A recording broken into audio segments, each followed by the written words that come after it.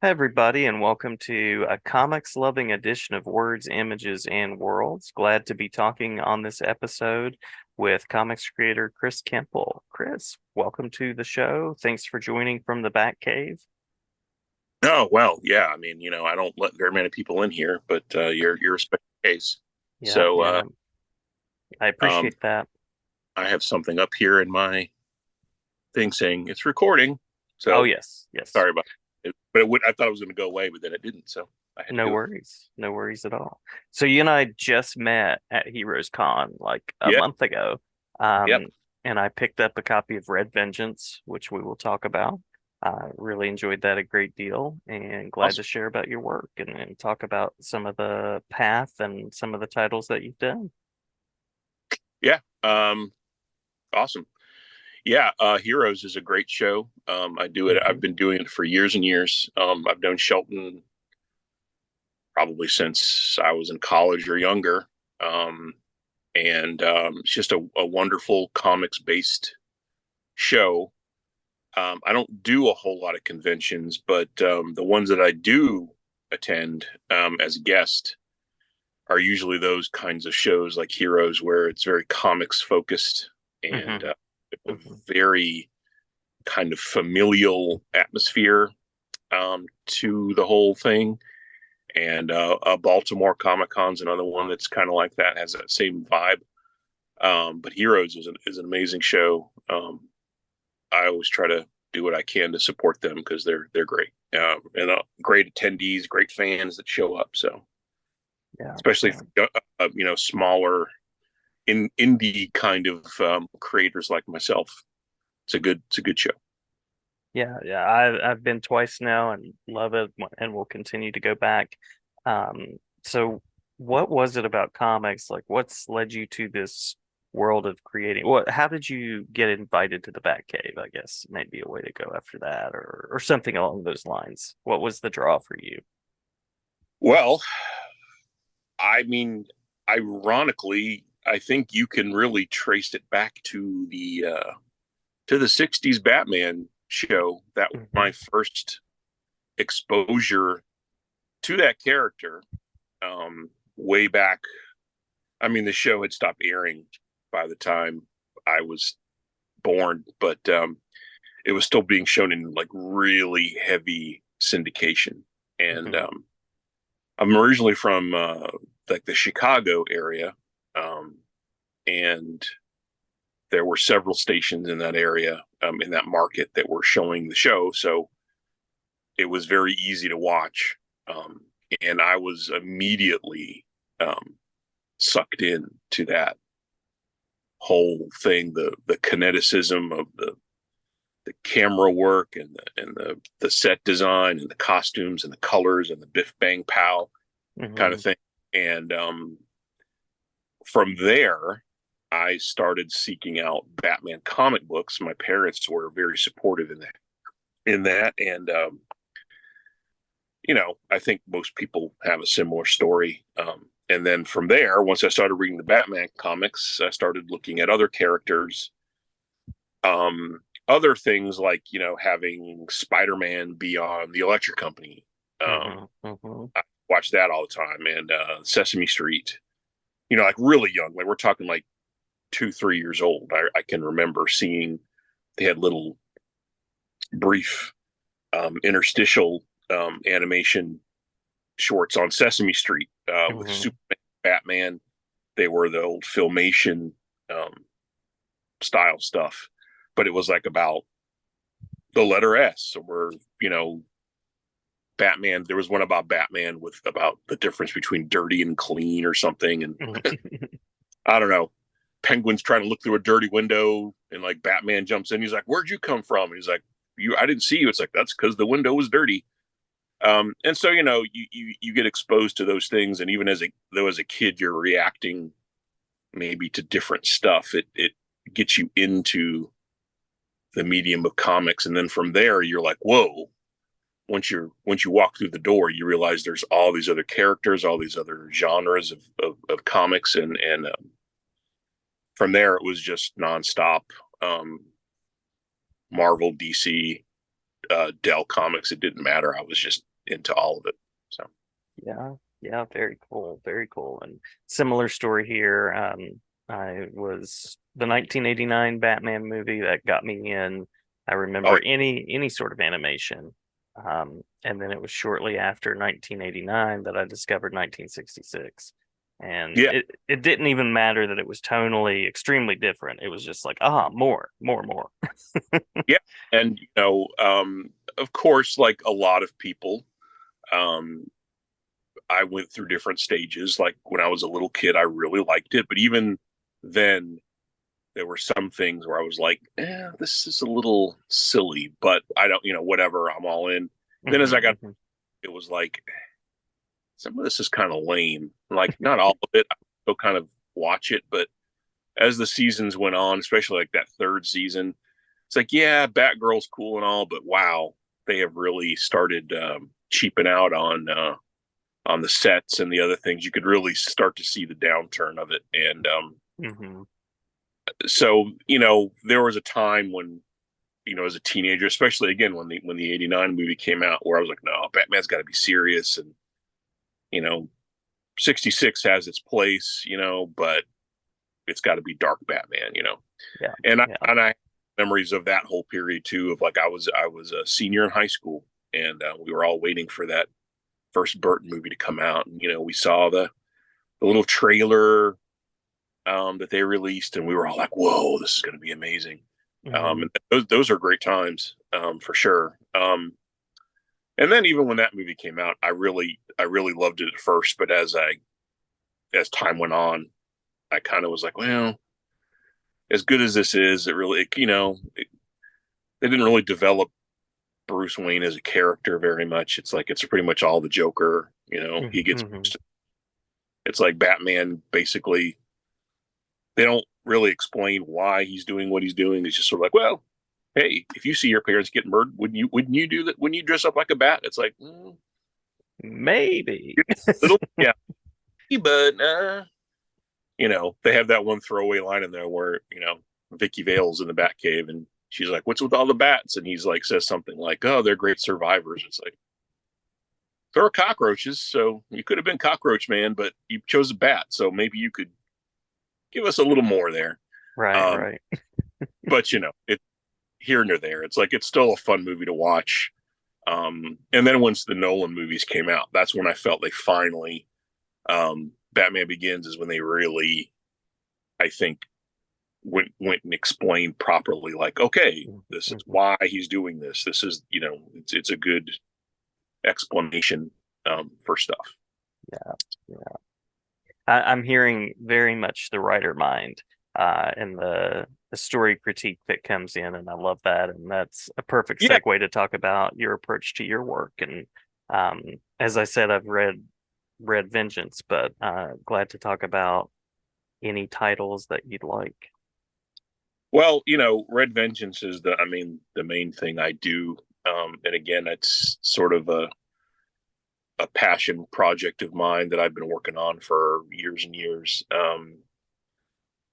It's one of those things that it it's just a way for me to kind of channel my love for various things, including Batman. Ironically enough, especially the animated series. That was the thing that really, um, you know, I love the Burton movies and stuff, but for me, the best thing the Burton movies gave us was the animated series because without those Mhm. movies, that would have never happened, and that was a revelation to me. That whole the Bruce Timm style, um, and just that whole thing was amazing. Like when I was just out of college, I mean, I had started watching the show obviously when it aired, and I was still in college at that point. And I have a great little mini story where they were premiering the episode. I think it was the Man Bat episode at San Diego, Mhm. and I was there. And I don't know how it happened, but I was showing my work to Doug Wildey, who you might remember was the creative force behind Johnny Quest, another Mhm. big. And we were just chatting, and he was being a very nice guy. I'm sure I was pestering him with questions. Um, and then suddenly Steve Rude walks up, um, who, creator of, one of the co-creators of Nexus, Mhm. wonderful artist, great guy. And he's like, "Hey, Doug, how's it going?" And then he said hi to me because he'd talked with me before, and he was like, "Hey, well, I want to go check out this new Batman cartoon. You want to come along?" So he was like, "Yeah, I'll check it out." And then, so I was expecting to just be like, "Okay, well, I'll see you guys." And then they were like, "Why don't you come along too?" And I was like, "What?" So it was just surreal experience of like me, Doug Wildey, and Steve Rude How kind of kind. watch, watching the premiere of the Batman cartoon at San Diego Comic Con. And it blew my mind how uh, the combination of everything that I loved, like the old Max Fleischer Superman cartoons combined with Alex Toth and um, that sort of period feel, even though it's not a period show. It's Mhm. like it's this weird kind of timeless quality that they've achieved by mixing styles of like old school cars and clothing. Everyone's got fedora hats on and trench coats, but it's still like modern day, and there's modern tech being used, and that was just a revelation to me. Um, and so when I was starting to think about what I wanted to do, um, it resonated with me. And Mhm. there was a time when I was first coming up with my first stories for Red Vengeance, and I was going to originally tell it as a modern story with flashbacks to the 1950s.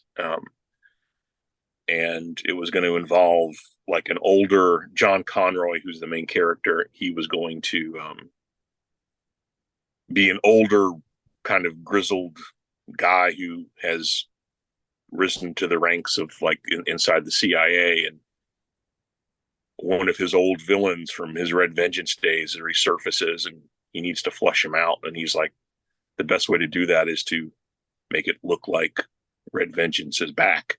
Mhm. So he Mhm. gets one of his young recruits and kind of, engages him to kind of in this operation, and they'd be flashbacks. And then at the time I was assistant at Artemis Studios in Hillsboro. So I was in a studio with Richard Case, Michael Ringo, Chuck Wojciech, Jeff Parker, um, and several other creators for a while. Mhm. And they were looking at what I was doing, and they were like, "Dude, just just have it set in the 50s." And because it's they could tell, like, look, you just want to draw the old cars and make it look like an older kind of a retro thing, which was true.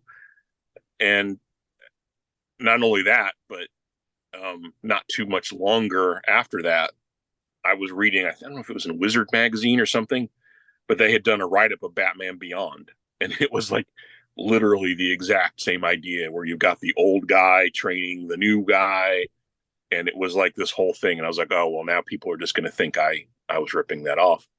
So I Mhm. just decided to just say, you know what, forget it. Yeah, let's just keep it all in the 50s. And so I've been doing that ever since. And it's just a way, again, like for like most creators, it's like you're just trying to find a way to draw something you would want to read.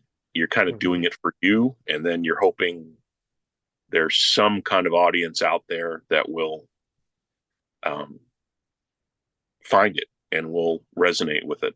So I found some success with that.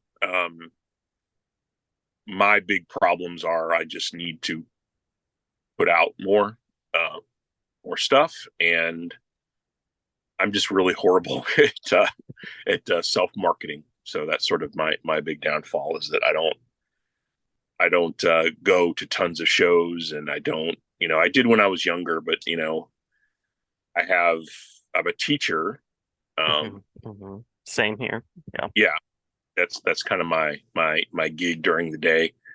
So it's easier to do that in summers and holidays and stuff. But for the most part, my year is like my drawing sort of revolves around my school schedule. So Hmm.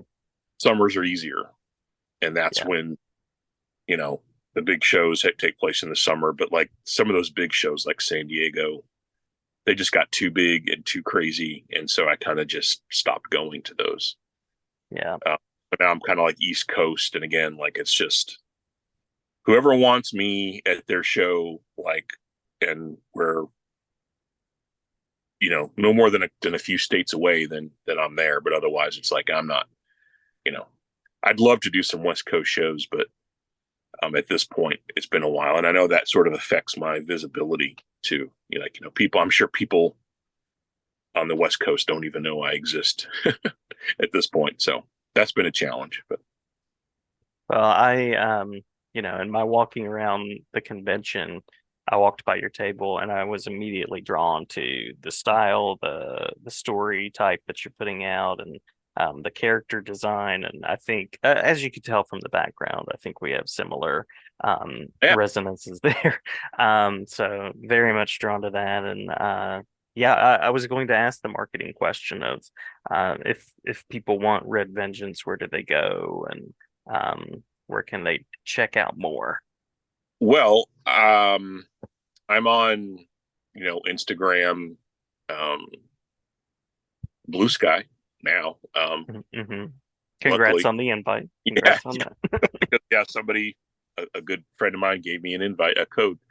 Um, I mean, I'm still technically on Twitter or X or whatever you want to call it, but Hmm. not probably for much longer. So I'm on in Facebook. I have a Red Vengeance Facebook page. I did have a website at one point, but I've just been really bad at populating it. So I'm looking for publishers at this point because I've been pretty much self-published up till now, Hmm. Hmm. and I mainly just sell books at shows.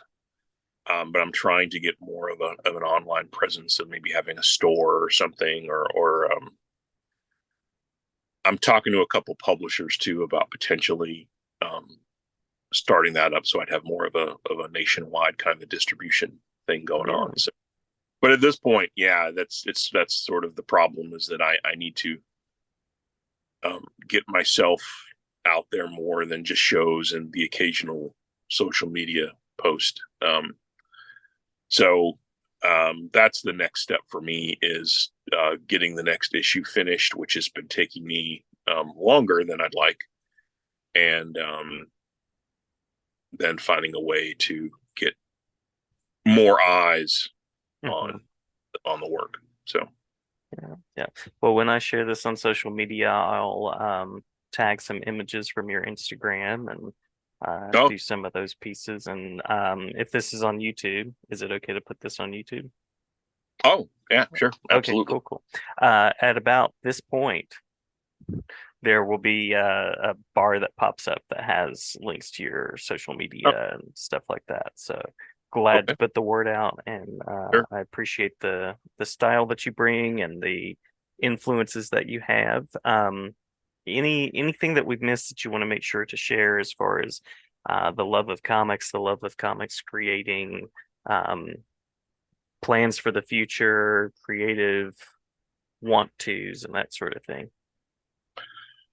Yeah, I mean, you know, I'm just gonna continue doing Red Vengeance for now. I've got this first initial arc that I'm doing is probably going to last for a few more issues at least. And then my hope is, once I've done individual issues, um, collect them all together Hmm. and do a graphic novel. And then from there, I might try doing something a little different.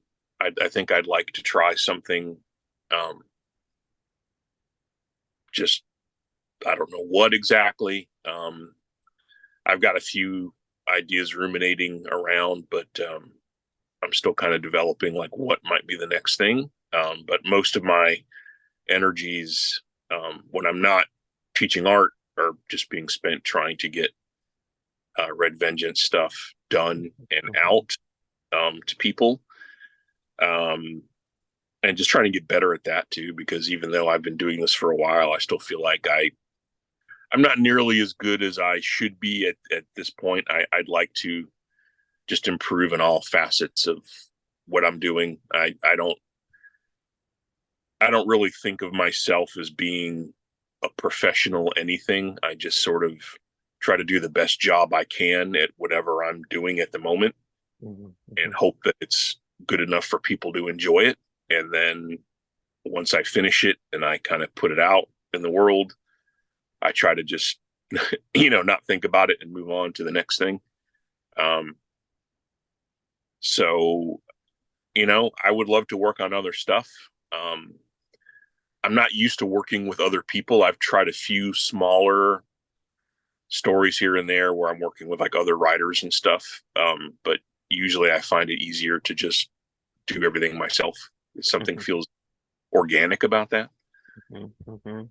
But it would be good for me to work with other writers or other people. But for now, I'm kind of happy just writing and drawing and kind of doing it all myself. It makes it take longer, Mhm. which is a downside, but um, I kind of enjoy kind of doing it all. Um, Writing's fun. I mean, I struggle with it at times, but um, I enjoy trying to write myself into corners and then figuring out how I'm going to get out of it. Love it. Love it. Yeah. So, but yeah, so I mean, I'm open to doing other things. I think I would like to try some other characters, other genres. But right now, my the only concrete plans I have are just doing more inventions as much as I can. Love it. Love it. And I'll go ahead and put my order in for a Red Vengeance action figure as well. I think Oh the yeah. marketing is there. Well, the funny thing is, back around 2000 or so, I actually had it optioned. Fox optioned Red Vengeance for a Saturday morning show back when those Saturday morning cartoons still existed, Yeah, uh, yeah. and they were going to do um, the show, but they were also talking about doing a toy line with Bandai and all these other things, and so it was going to be this crazy thing. So that was sort of, I guess, my 15 minutes. And I had Michael Reeves. I don't know if you're familiar with him, Hmm. who was the story editor on the Batman series. He was going to be like the story editor for the show, and he and I co-wrote a pilot together for the show, which I still have somewhere around here. That was actually really cool. That was my first experience writing with someone else, but of all people to have it be him was pretty. You know, Yeah. I mean, I loved what he was doing, and I loved what he did on Batman. But I had to kind of pinch myself and remember, like, you've been growing up with this guy's stuff, like since you were like little. Like when you go back and look at like how many things he has worked on over the years, like how many different shows and series. So Hmm. that, but yeah, the toy thing. I'm a you can't see because I've the Batcave is hiding the giant amounts of clutter in my studio, where I just have there's just stacks of books and just toys everywhere. So yeah, I'm a big toy guy too. So yeah, I'd love to see Red Vengeance action figures. I've made a couple custom ones. Nice. Um, like there's like a Mego figure somewhere. I don't know when I did it, but I'd have to like actually get off the screen to go grab it. But yeah, so I'm into all that stuff. That's Um, cool. That's cool. um, yeah. So, but of course, I didn't finish the story. I mean, it wound up not going anywhere because they they did the classic thing of um wiping the schedule. I guess Haim Saban, who took over as like the head of Fox Kids at that time, looked at everything that was on the schedule and he was like, "We can't. this is too much money to develop all these original shows. Let's Mm, it. And and it was like, like, oh, what's popular right now? Pokemon. This was back when Pokemon was first out, and it was like the hot thing. And he was like, I've got this other show called Digimon that's just like Pokemon.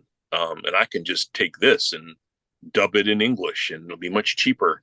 mhm, So mhm. that, most people were like, oh yeah, I remember Digimon. It's like, well, that was supposed to be Red Vengeance, but Ah, it's like, it's cheaper. I get it, but still, at the time, uh, it was like 2 or 3 years of trying to get it set up, and that was actually the second time. The first time they were gonna do it, they were like, well, we're developing this Captain America cartoon, and it's going to take place in World War II, so we don't need two period shows at the same time. So that's when I got the axe the first time. But then they wound up not doing the Captain America show either.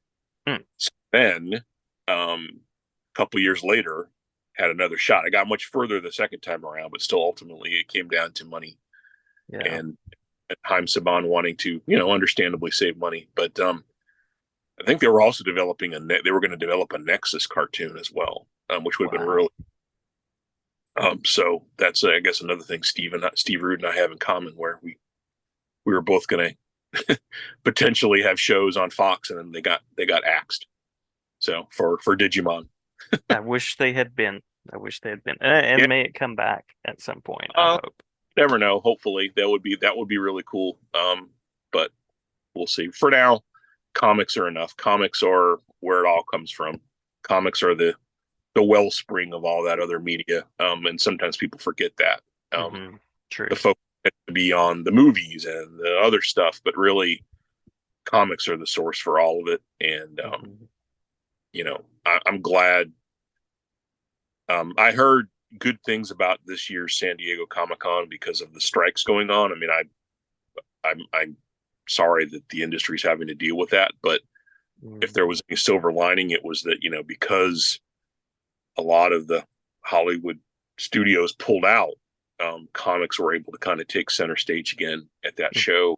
hmm. And I heard that all the creators did really well. It was like the best show they had had in years and years. So that was good to Yeah. hear. Yeah. So Definitely. Definitely good to hear. all about the comics, guys. It's like that's where it starts. So That's right. that's the great part, is that you don't need a budget for comics. You don't need millions of dollars. You can tell any story you want. Your only limitations are whether or not you can envision it in your head and whether or not you can draw it on the Hmm. page. And you don't need to have tons and tons of money spent. Like, you can tell any story you want. You just have to be able to put it on paper, and that's the easiest, most empowering way to do storytelling, is just, if you have a stack of paper and a pencil and ideas in your head, you can make these wonderful stories, and hopefully other people will enjoy them. And that's also kind of what Red Vengeance was about. It's just, what do I love? How do I combine it into something that, you know, I would want to read, and then Hmm. go, you Yeah. know, Yeah. Creating the book that you wanna read and put out in the world. It's a nice thing. yeah, and just doing it yourself and not having to worry about getting permission from some publisher to do it. It's like, no, just do it yourself and put it out there. And even if you're only reaching 20 or 30 people at a show, from year to year, that's at least something. And you're slowly building an audience from Hmm. there. Hmm. Very true. And that's easier to do than ever, because you can publish your own book, and there's a whole set of problems and issues with distribution and stuff from there. But at least, as far as creating the work, the content, you can do that all yourself. That's what I have to get better at, is the the distribution side of it.